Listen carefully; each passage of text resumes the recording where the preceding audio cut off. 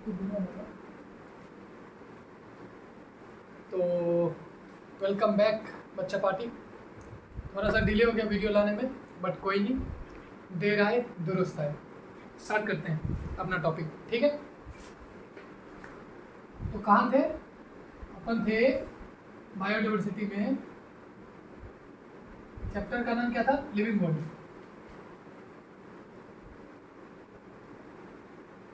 दी living world, ठीक है।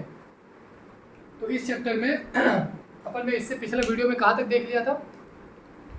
तो इससे पिछले वीडियो में अपन ने देखा था कि लिविंग बोलते किसको हैं, लिविंग बीइंग के क्राइटेरिया क्या है, उनके कैरेक्टरिस्टिक्स क्या है, डिफाइनिंग फीचर क्या क्या है, ये सब, ठीक है। तो ये सब जहाँ तक हमने देख लिया। अभी नेक्स्ट जो देखने वाले हैं वो क्या देखने वाले हैं? तो बायोडाइवर्सिटी, टेक्सोनोमी और टेक्सोनोमिक ऐड, ठीक है। तो स्टार्ट करते हैं बायोडाइवर्सिटी से।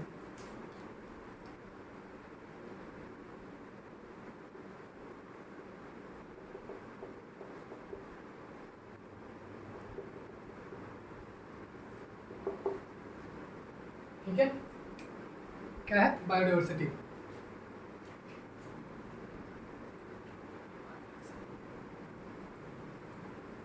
ठीक है, तो क्या करने वाले हैं? बायोडाइवर्सिटी से स्टार्ट करने वाले हैं। तो सबसे पहले देख लेते हैं कि बायोडाइवर्सिटी का मतलब क्या होता है, ठीक है।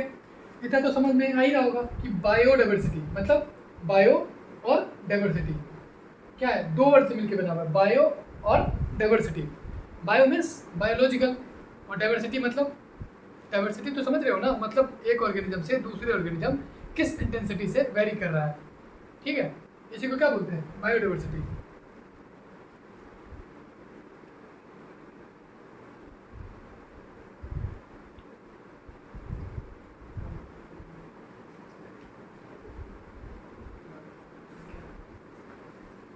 ठीक है, तो बायोडाइवर्सिटी समझ आ गया कि बायोडाइवर्सिटी का मतलब होता है कि बायोलॉजिकल ऑर्गेनिज्म का किस इंटेंसिटी में डाइवर्सिफिकेशन है।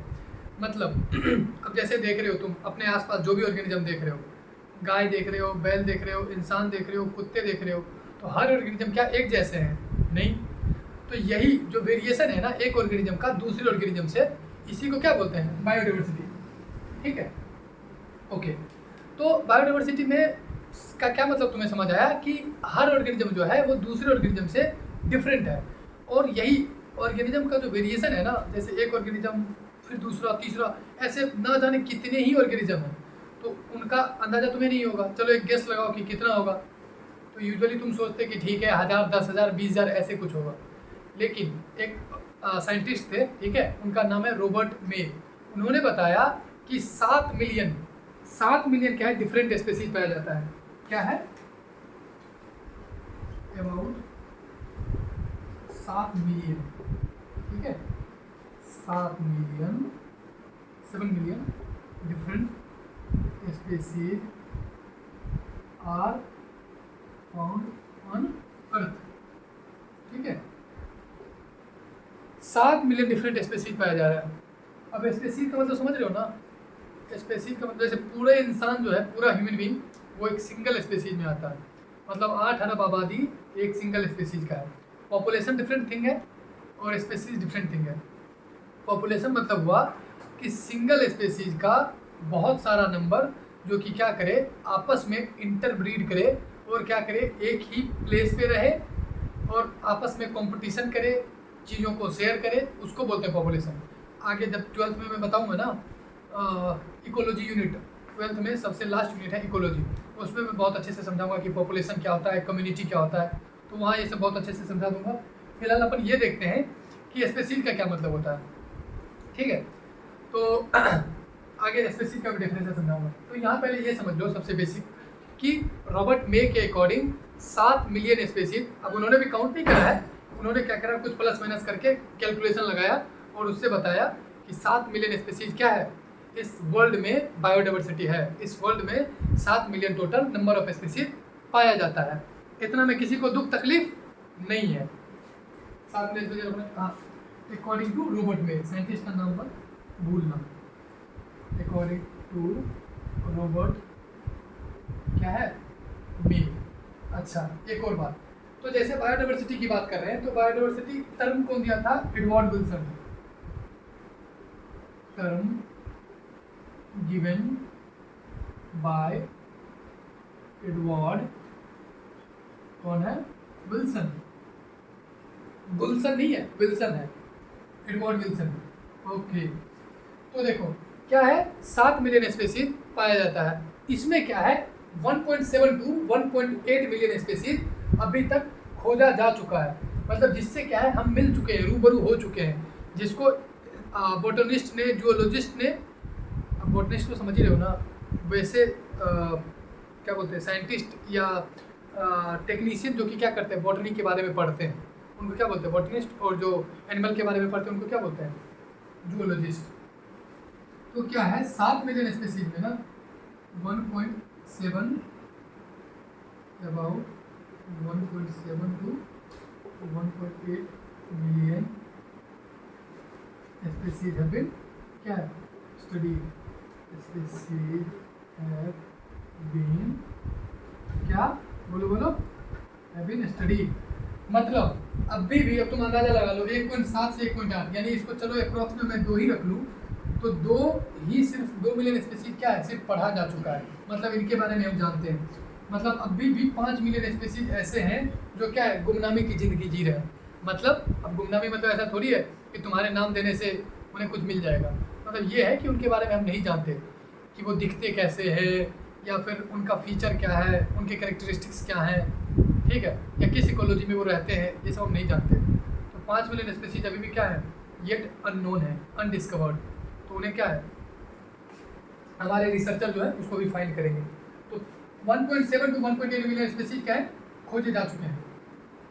खोजे जा चुके मतलब उनको क्या किया है, बोटनिस्ट ने, जूलॉजिस्ट ने क्या किया है, उनको खोजा, उनके प्रॉपर नाम रखे, साइंटिफिक नेम रखा, उनका क्लासिफिकेशन किया, उनका टेक्सोनॉमी किया जा चुका है।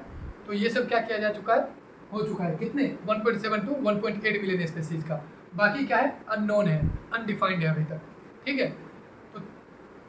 तो यहाँ तक ठीक है, आगे बढ़ते हैं। अच्छा, तो अब जैसे मैंने बताया कि 1.7 टू 1.8 मिलियन स्पीसीज है। अब तुम ये बताओ कि जैसे मान ले हमने 10 स्पीसीज को देखा या 20 को देखा, तो सिर्फ 10 और 20 ही तो नहीं है। चलो 10 और 20 होते तो हम फिर भी उनको याद रख लेते कि ये कुत्ता है, ये बिल्ली है, ये हाथी है। अब क्या है, इतने सारे 1.7 से 1.8 तो सिर्फ ढूंढे जा चुके हैं, और टोटल 7 मिलियन है। अब इतने सारे स्पीसीज हैं, तो उनको क्या एक बार में पढ़ना संभव है? अगर हम 1 बाय 1 पढ़ने जाएँ तो क्या संभव है? नहीं है। क्यों? क्योंकि ये इतना बड़ा लार्ज नंबर है ना, इतना वास्ट नंबर है, तो हम उसे एक बार में नहीं पढ़ सकते। तो इसके लिए क्या करें कि वो हमारे लिए ईजी टू स्टडी होए, हमारे कन्वीनियंस के अकॉर्डिंग हम आसानी से उसको पढ़ सके। उसके लिए क्या कर सकते हैं कि अपन ने क्या करा, उसको क्या किया, क्लासीफाई किया। क्लासीफाई मतलब उसको अपने कन्वीनियंस के अकॉर्डिंग ग्रुप्स में बांटा, और ग्रुप्स में बांटा ताकि क्या हो, हमारे लिए पढ़ना आसान हो। समझ रहे हो? जैसे बताता हूँ, अब क्लास में क्या है, 500 के 500 बच्चे हैं। अब जैसे मैं बोलूँ कि मुझे कुणाल से मिलना है, या चलो मैं ये बोलूँ कि वो एक छोटा सा जो बच्चा है ना, मेरे को उससे मिलना है, तो तुम बोलोगे कौन छोटा सा बच्चा? 100 बच्चे हैं छोटा सा, उसमें कौन? तो मुझे प्रॉपर बताना पड़ेगा ना कि 1A में हिमांशु नाम का जो लड़का पढ़ता है, या कुणाल नाम का जो पढ़ता है, मेरे को उससे मिलना है ना। तो प्रॉपर मेरे को क्या करना पड़ा, मेरे को क्लासीफाई करना पड़ा, मेरे को आइडेंटिफिकेशन के साथ बताना पड़ा कि 1A में पढ़ने वाला बच्चा, और उसका नाम बताना पड़ा, है ना। तो उसी तरीके से हम स्पीसीज का भी क्या करेंगे, सिंस ये क्या है 7 मिलियन, वहाँ तो सोचो जब 100 बच्चा है, उसमें मैं बता रहा हूँ कि वो ऐसे बच्चे, लाल शर्ट वाले बच्चे, छोटा सा बच्चा, घुंघराले बाल वाला, तो मुश्किल हो रहा है तुम्हारे लिए। तो इसके लिए हमें क्या करना पड़ा, नाम बताना पड़ा, उसका प्रॉपर क्लास बताना पड़ा कि किस क्लास में पढ़ता है ना। तो तब जाके तुम ढूंढ पाए। तो और यहाँ पे तो और भी ज़्यादा बड़ा नंबर है, यहाँ तो 7 मिलियन है, 7 मिलियन मतलब 70 लाख। तो 70 लाख स्पीसीज है, तो कैसे ही पता लगाओगे? तो उसके लिए क्या किया गया, हमने क्या करा, एक्चुअली मैंने नहीं, साइंटिस्ट ने करा। तो साइंटिस्ट ने क्या करा कि डिफरेंट क्या करा, कैटेगरी ढूंढा, ठीक है, जिसको क्या बोलते हैं, टेक्सोन या टेक्सा। तो डिफरेंट कैटेगरी को क्लासीफाई करा, और ऑर्गेनिज्म को उसमें क्या करा, उस कैटेगरी में रखते हुए डिवाइड कर दिया। समझ रहे हो? तुमने तो ये भी पढ़ा होगा ना कि क्लासिफिकेशन सिस्टम आया था किंगडम, पहले 2 किंगडम जो कि लीनियस ने दिया था, फिर 3, 4 और करते करते अभी क्या चल रहा है, 5 किंगडम क्लासिफिकेशन चल रहा है। 5 किंगडम किसने दिया है, RH विटाकर ने 1969 में। यहाँ तक में किसी को कोई दिक्कत नहीं होना चाहिए। ओके तो इसका क्या मतलब हुआ, इतने वास्ट नंबर ऑफ स्पीसीज को पढ़ने के लिए हमें क्या करना पड़ेगा, उसको क्लासीफाई करना पड़ेगा डिफरेंट ग्रुप में। ओके चलो एक बार स्क्रीनशॉट ले लो, इसको इरेज करके फ्रेश बनाते हैं।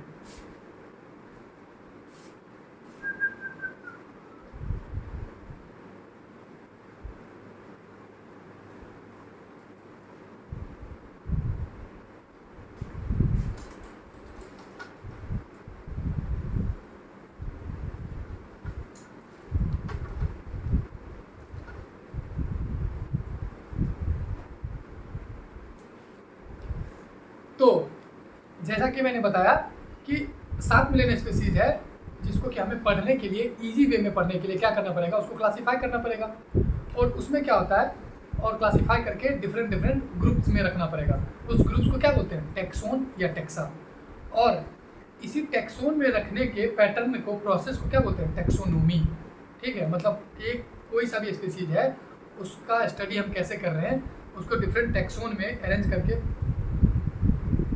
उसको डिफरेंट टेक्सोन में अरेंज करके जो हम पढ़ रहे हैं, इसी मेथड्स को क्या बोलते हैं, टेक्सोनोमी।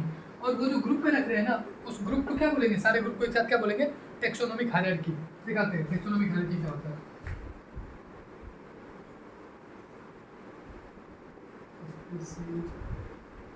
जीनस,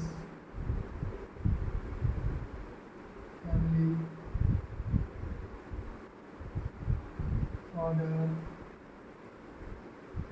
क्लास,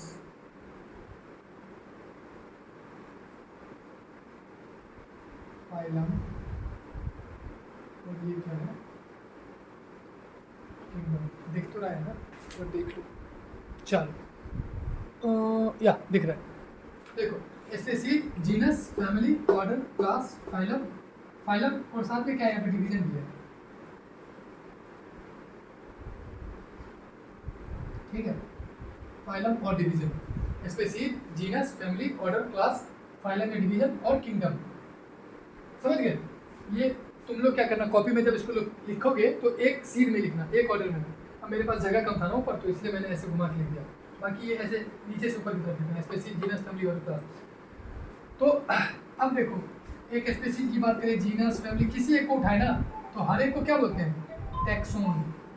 एक सेकंड, आधे घंटे में कॉल करते हैं।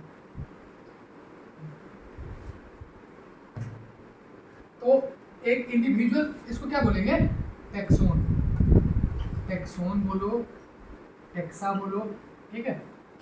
हर एक ग्रुप को क्या बोलेंगे, इसको टेक्सोन या टेक्सा बोलेंगे, एक इंडिविजुअल को। और ये जो पूरा ग्रुप है ना, ये पूरा जो ऑर्डर है, जो सीक्वेंस है, इसको एक साथ क्या बोलेंगे, टेक्सोनोमिक हायरार्की।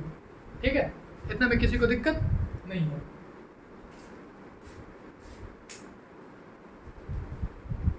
तो अब आगे देखते हैं।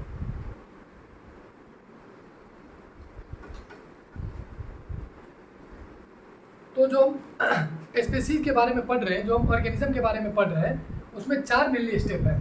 जैसे मैंने बोला ना कि किसी भी ऑर्गेनिज्म को क्या करेंगे, इस ग्रुप में रख देंगे। ठीक है, एक किंगडम में रखेंगे, किसी टेक्सोन में रखेंगे। तो उस ग्रुप में रखने के लिए हमारे पास क्या है, 4 स्टेप्स है। ठीक है, कौन कौन,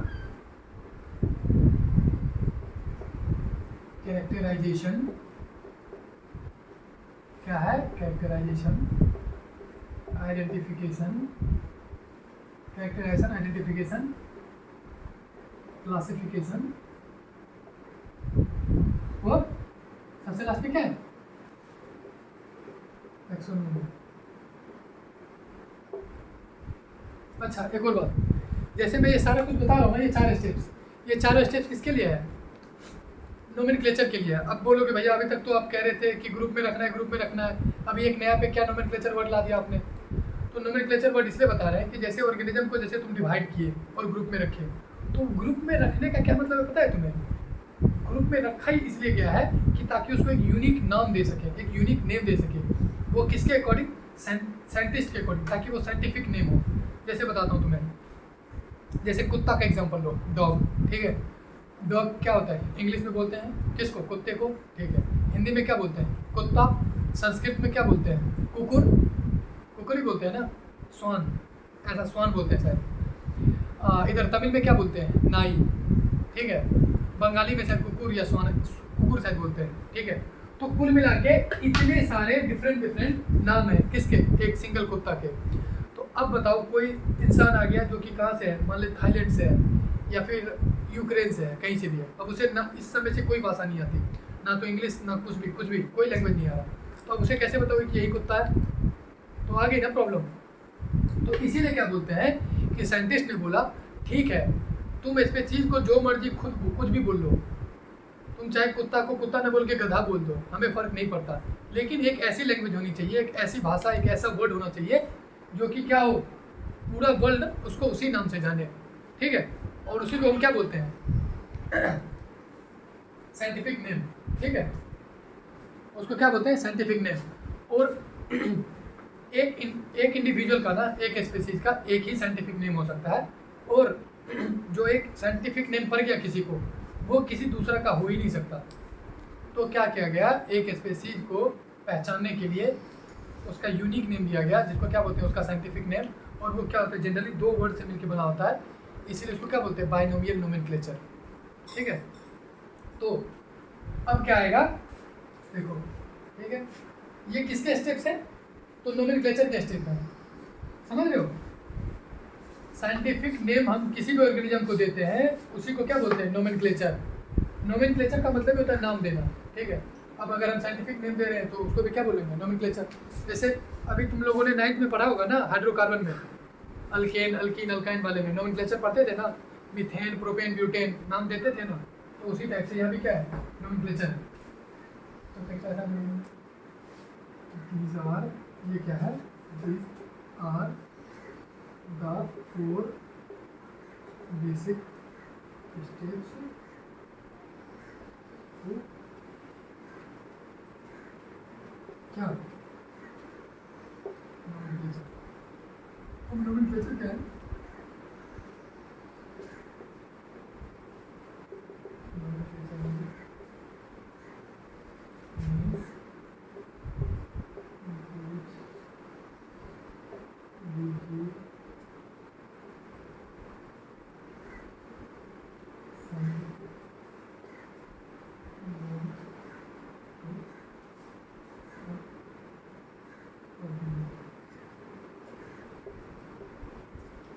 समझ रहे हो?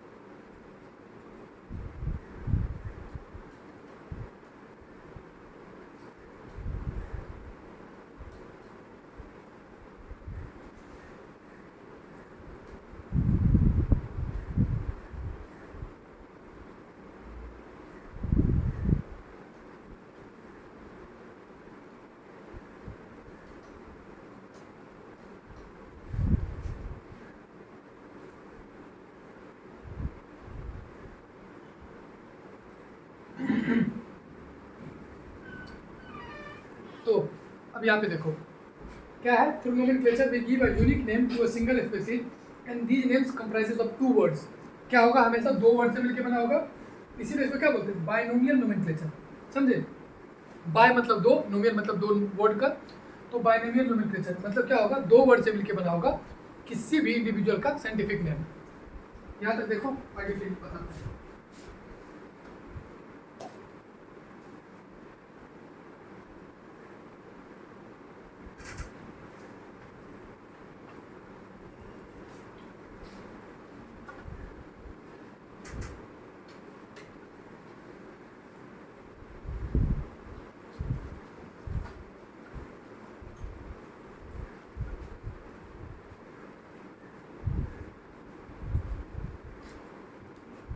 यहाँ तक में एक ओवरव्यू तैयार हो गया ना कि हम बताने की क्या कोशिश कर रहे हैं।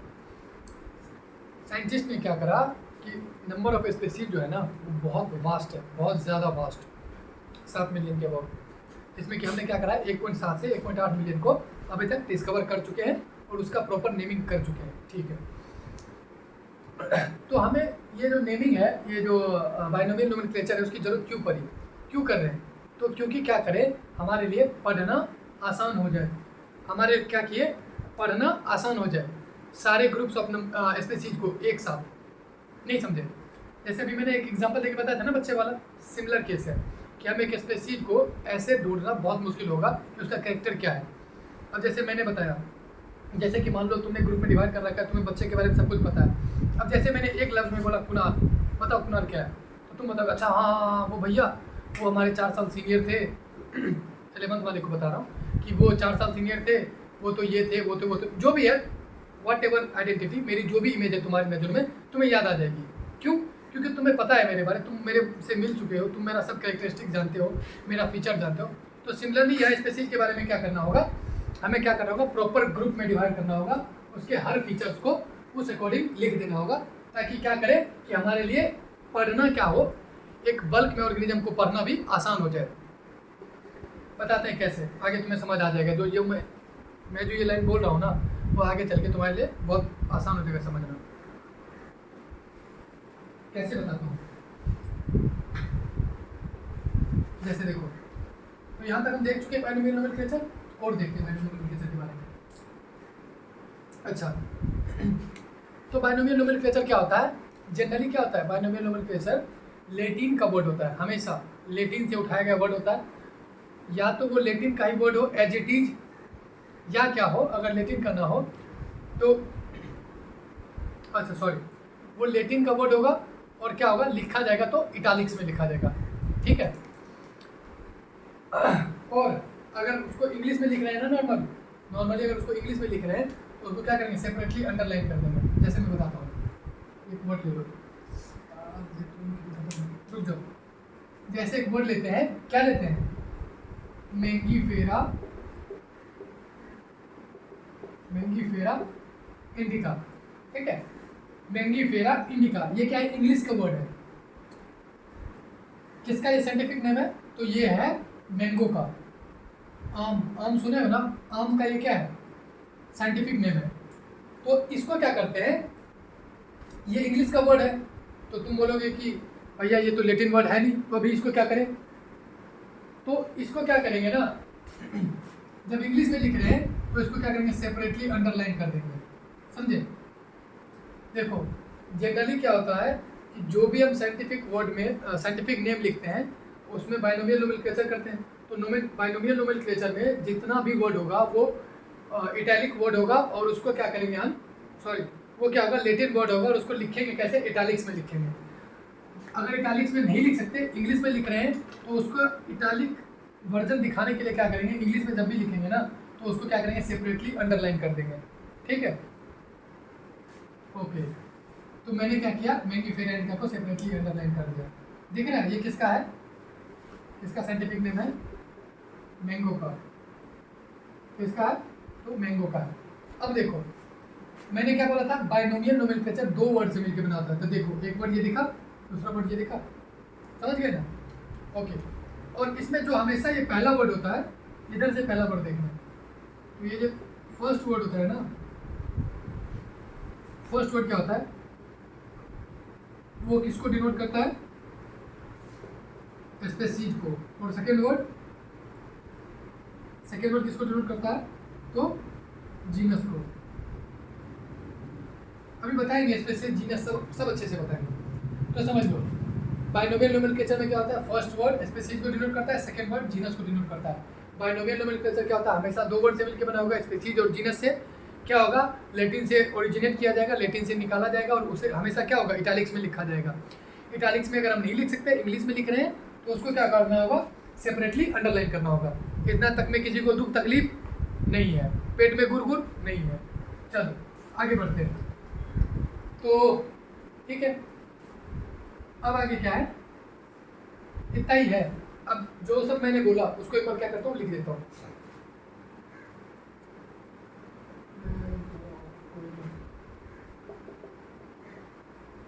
Binomial nomenclature, binomial nomenclature, words are taken from Latin origin। कहाँ से? From Latin origin, okay। and क्या है? तो written in italics। समझ गए? italics। अगर इंग्लिश में लिखेंगे if written in English, अगर इंग्लिश में लिखेंगे तो क्या करेंगे? बोलो बोलो, रिकॉल करो। क्या करेंगे? उसको सेपरेटली अंडरलाइन करेंगे। written in English, देन क्या करेंगे? Separately underline.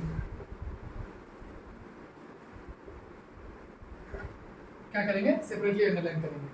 ये तो था पहला पॉइंट। अभी दूसरा तीसरा पॉइंट भी लिखाएंगे, सिंस भर चुका है तो एक बार देख लो, मिटाते हैं, आगे बढ़ते हैं। देख लिया?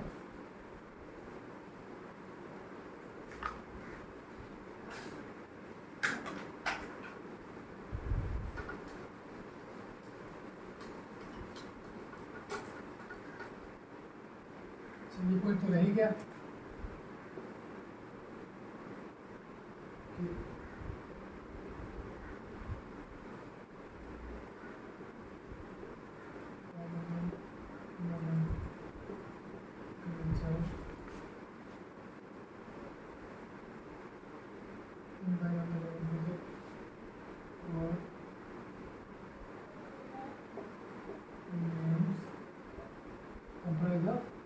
क्या कितने? तो टू वर्ड्स, दैट इज क्या क्या? जीनस, जीनस एंड क्या? स्पीसीज, सीरी। ठीक है, ओके, ये हो गया। अब एक और पॉइंट ये लिख लो कि एक सिंगल इंडिविजुअल का एक ही क्या हो सकता है? बाइनोमियल नेम हो सकता है।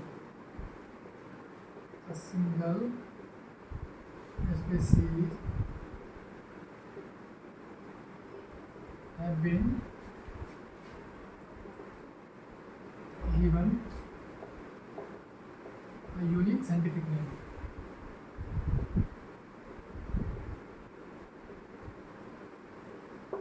इतना तक में किसी को दुख तकलीफ नहीं है। ओके, अच्छा, अब और आगे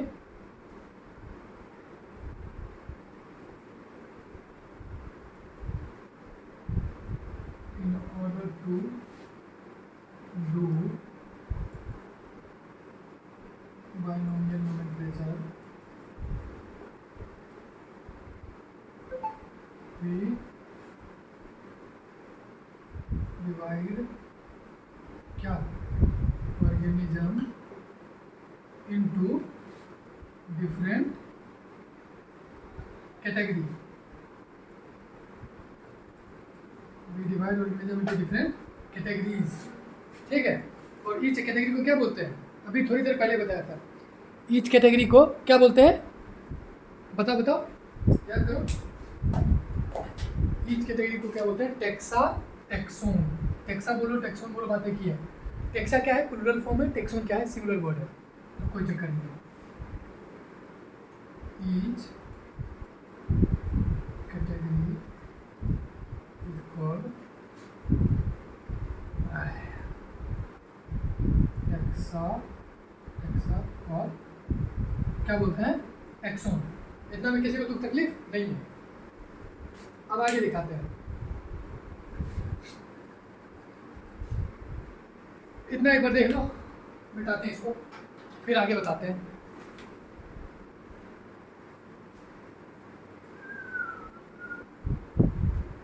चलो,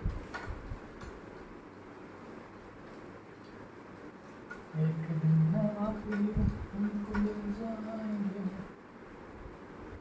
चलो फोकस करो।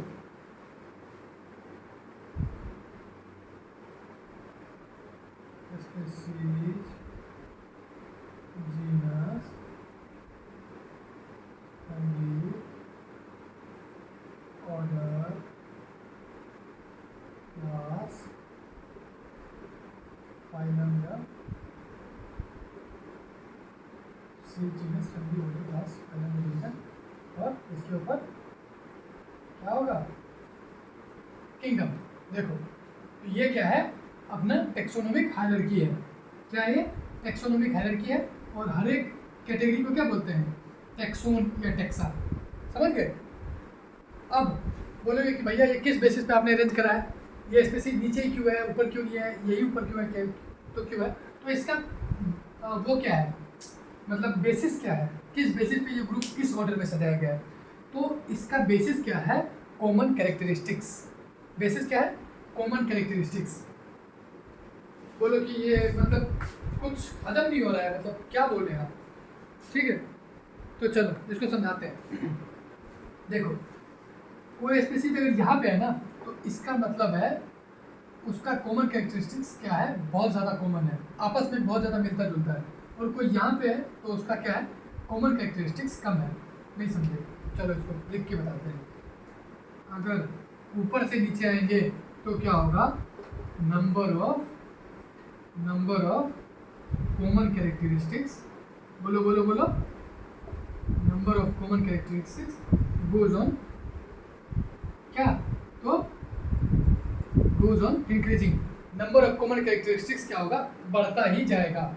और नीचे से ऊपर जाएगा तो क्या होगा कि नंबर ऑफ स्पीसीज बढ़ेगा। Number of species goes on क्या होगा? तो इंक्रीजिंग।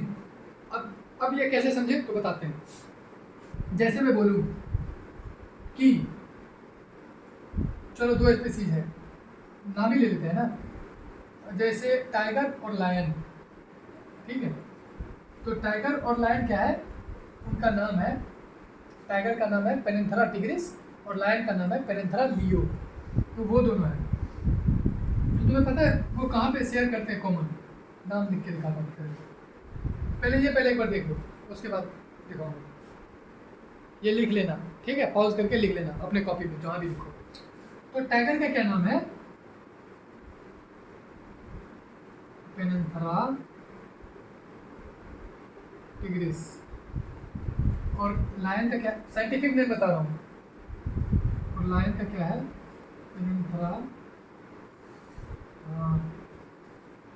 पेनिन्थेरा लियो। ठीक है, तो अब तुम देखो इनका क्या है? पेनिन्थेरा टिग्रिस और पेनिन्थेरा लियो। तो तुम्हें ये दोनों सेम लग रहा है क्या? हाँ भैया बिल्कुल सेम लग रहा है। ओके, तो ये है क्या? मैंने क्या बताया था? दूसरा वर्ड, पहला वर्ड तो स्पीसीज होता है, दूसरा वर्ड क्या रहता है? जीनस का रहता है। तो मतलब क्या सेम है दोनों का? जीनस सेम है। मतलब जीनस क्या है? दो स्पीसीज का, किसी दो स्पीसीज का जीनस सेम है। मतलब भैया नीचे आने पे क्या हो रहा था कि नंबर ऑफ कॉमन कैरेक्टरिस्टिक्स बढ़ता जा रहा था। तो मतलब हम एक तरह से लगभग सबसे बॉटम पे हैं। ठीक है, सबसे बॉटम पे स्पीसीज है, उससे थोड़ा ही ऊपर, लेकिन लगभग तो बॉटम पे ही हुए ना। तो हमारे क्या है? बॉटम पे दो स्पीसीज पाया जा रहा है। मतलब इससे क्या कंक्लूजन निकाल रहे हैं? तो इसका ये कंक्लूजन हुआ कि वो दोनों स्पीसीज का क्या होगा? कैरेक्टरिस्टिक्स आपस में बहुत ही ज़्यादा सिमिलर होगा। समझ गए? तो सही बात है। अब तुम टाइगर और लायन का देख लो, कैरेक्टरिस्टिक्स बहुत ज़्यादा सिमिलर है। दोनों क्या है, कार्निवोरस हैं। दोनों की बॉडी साइज क्या है, बहुत हल्क जैसे, मतलब बड़ी सी है, ठीक है। दोनों के पंजे के निशान देख लेना, ठीक है, ये सब। और नोटोकॉट वो तो ठीक है, बाकी फीचर्स तो वो तुम्हारे समझ नहीं आएगा अभी, आगे बताऊंगा क्या है। एनिमल किंगडम में बहुत अच्छे से वो सभी बताऊंगा। तो क्या होता है, कुल मिला के बात ये है कि लायन और टाइगर की कॉमन कैरेक्टरिस्टिक्स बहुत ज़्यादा सिमिलर है। तो ये तो एक एग्जांपल मैंने बताया था।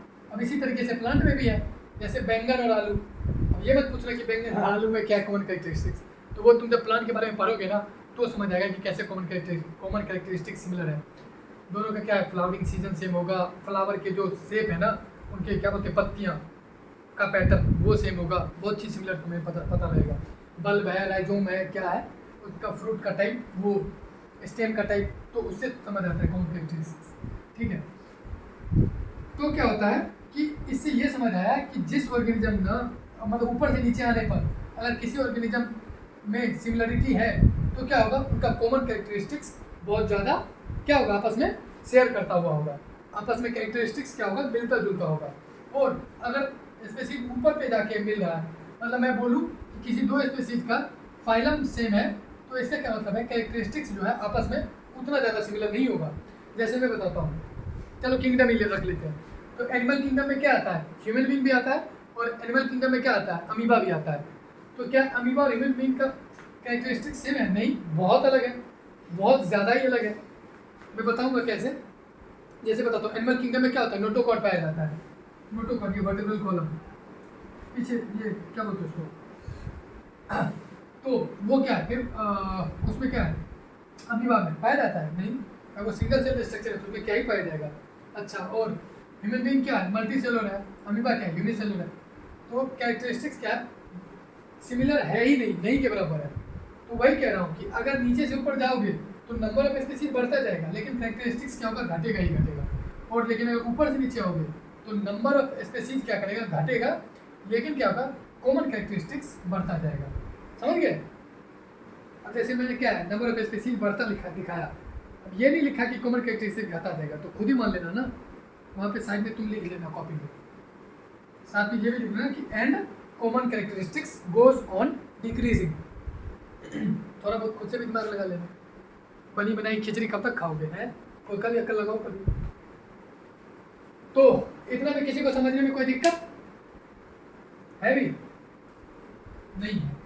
अब देखो, अब आगे क्या है ना कि और भी एनसीईआरटी में क्या क्या दिया हुआ है, तो स्पेसिफिक के जैसे मैंने बता दिया, ठीक है। बैंगन और आलू को बताया कि बैंगन का क्या नाम है, सोलेनम मेलोंजेना, और इसका आलू का क्या है, तो सोलेनम ट्यूबरेसम। पोटैटो का सोलेनम ट्यूबरेसम और बैंगन का सोलेनम मेलोंजेना। ओके, जीनस का क्या है, छोड़ो, यहाँ तक पहले देखो, आगे और बताते हैं।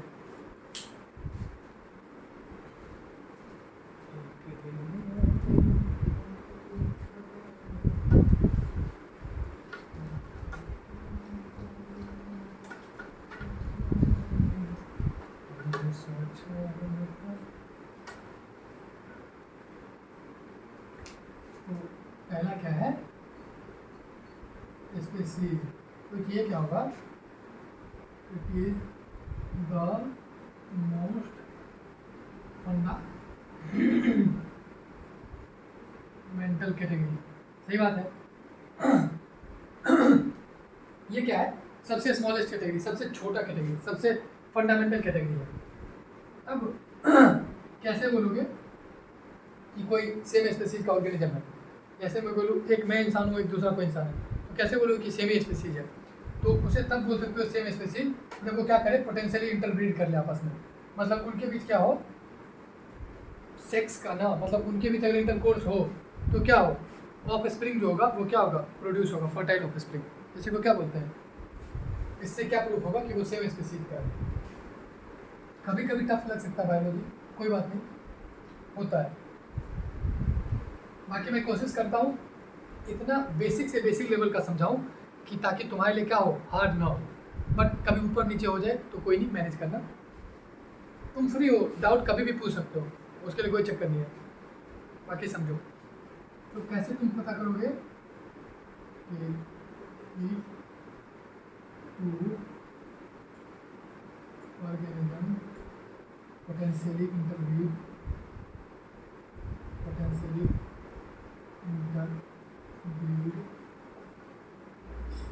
and produce fertile offspring, then they are of same क्या तो स्पीसीज। इतना में किसी को तो तकलीफ नहीं है। आगे बढ़ते हैं। एग्जाम्पल स्पीसीज के एग्जाम्पल दे दूँ क्या?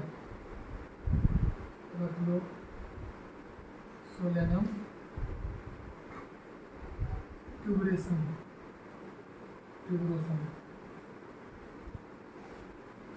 एंड नहीं सॉरी सेम स्पीसीज तो क्या ही हो सकता है? सोलेनम मेलोंजियनम। सेम स्पीसीज तो क्या ही होगा यार, स्पीसीज का एग्जांपल देना है। तो जैसे ये रख लो सोलेनम ट्यूबरोसम, ये एक स्पीसीज का नाम है। स्पीसीज मतलब ये वाला पार्ट क्या है? Specific epithet. इस वाले पार्ट को क्या बोलते हैं? स्पेसिफिक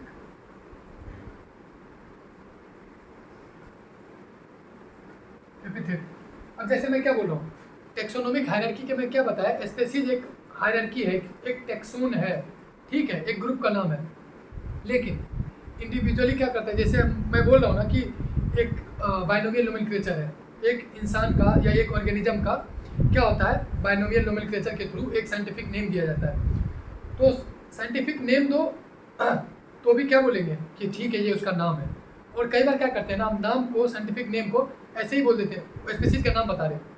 तो ये मत समझना कि स्पीसीज का नाम मतलब सिर्फ ये पार्ट बताना है। नहीं, ठीक है, स्पीसीज का नाम, इस पूरे नाम को ही क्या करते हैं हम रफली बोल देते हैं ये स्पीसीज का नाम है। बाकी तुम तो समझ ही रहे हो ना, ये वाला पोर्शन क्या है? सिर्फ फर्स्ट नेम क्या होता है? स्पेसिफिक नेम होता है, मतलब स्पीसीज वाला नेम होता है। सेकेंड नेम क्या होता है? जीनस का नेम होता है। तो कंफ्यूज मत कर देना, ठीक है। ये वाला क्या पोर्शन है? स्पेसिफिक एपिथेट है, ये स्पीसीज का नाम है। और ये वाला पोर्शन क्या है? ये जीनस पोर्शन है, ठीक है। और हम कॉमनली क्या बोलते थे कि ये स्पीसीज का नाम है, समझ गए? तो सोलेनम ट्यूबरोसम किसका है? आलू का नाम है। सोलेनम मेलोंजियना क्या है? बैंगन का नाम है। तो इसमें सोलेनम सिमिलर है। वो किस बात को दिखा रहा है? कि जीनस क्या है? जीनस है वो। अब आगे जीनस आएगा, तो जीनस में क्या है? तो जीनस तो देख लीजिए ना कि अगर दो स्पेसीज सिमिलर टाइप के स्पेसीज मिलेंगे तो वो क्या करेंगे? जीनस का फॉर्मेशन करेंगे।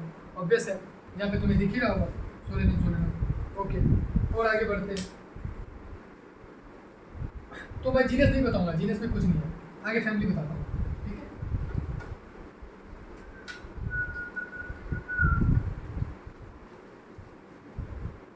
अभी नेक्स्ट क्या है?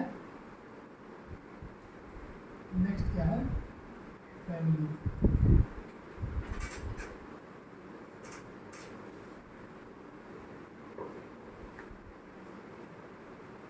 तो फैमिली किस पे बेस्ड होता है?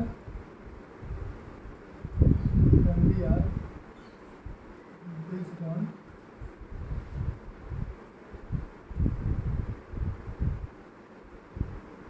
Morphological character. फैमिली क्या होता है? मॉर्फोलॉजिकल कैरेक्टर के बेसिस पे बेस्ड रहता है, मतलब मॉर्फोलॉजिकल सिमिलरिटी होता है दो स्पीसीज के बीच में, ठीक है। अब इसका एग्जांपल कैसे देखोगे तुम लोग? तो देखो सोलेनम, पिटूनिया और क्या? दतुरा। ये क्या है? तीन अलग अलग जीनस का नाम है, सोलेनम, पिटूनिया और दतुरा।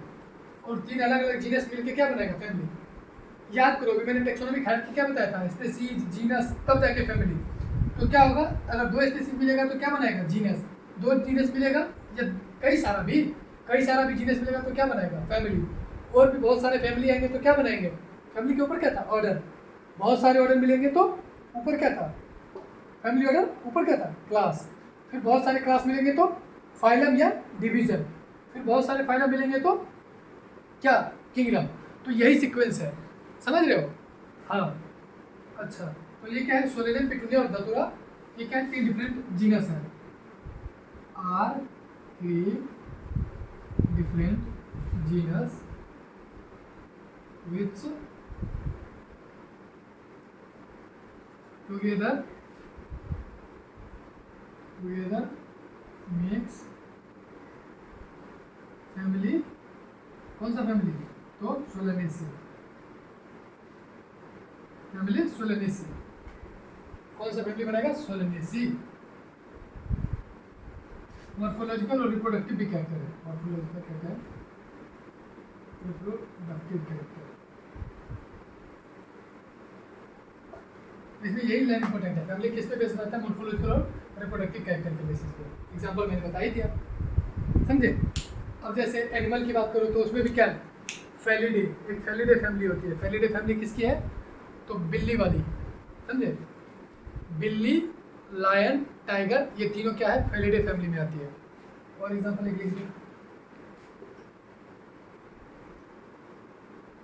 क्या है? ये रख लो। दूसरा क्या है? फैलिडे फैमिली क्या करेगा? इंक्लूड्स क्या? Cat, tiger, lion. अब टाइगर का क्या था पता ही है, मैं पूरा नाम लिखूंगा नहीं, पेनिनथेरा टिग्रिस। लायन का पूरा नाम लिखूंगा नहीं, क्या था? पेनिनथेरा लियो। और कैट का क्या है? Felis domestica. तो ये तीनों क्या है? फैलिडे फैमिली में है, समझ गए? अभी नेक्स्ट,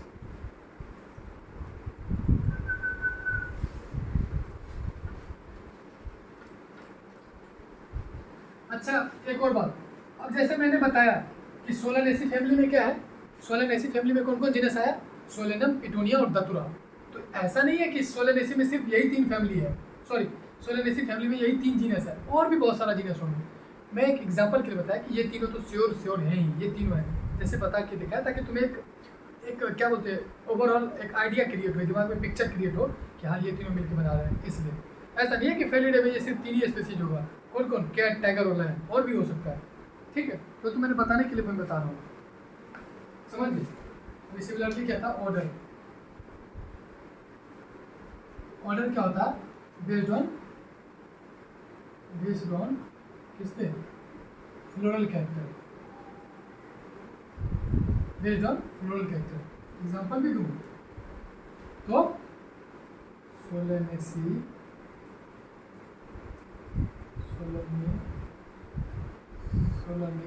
एंड कन्वोलुलेसी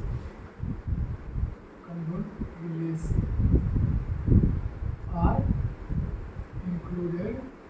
ये दोनों क्या है? सोलेनेसी और कन्वोलुलेसी क्या है? फैमिली है, कंफ्यूज मत कर देना। ये क्या है? अरे ऑब्वियस है भाई, फैमिली मिलेगा तभी तो ऑर्डर बनाएगा ना, ठीक है? Solanaceae and Convolvulaceae are included in किसमें? Are included in order. दो फैमिली मिलकर क्या बनाएगी? ऑर्डर। ऑर्डर का क्या नाम है? पॉलीमोनियल्स। एक मजेदार बात बताता हूँ, जब भी फैमिली आएगी ना तो उसके लास्ट में देखना ए ई होगा ही होगा। प्लांट की अगर फैमिली हुई तो सी ए ई होगा लास्ट में, ठीक है?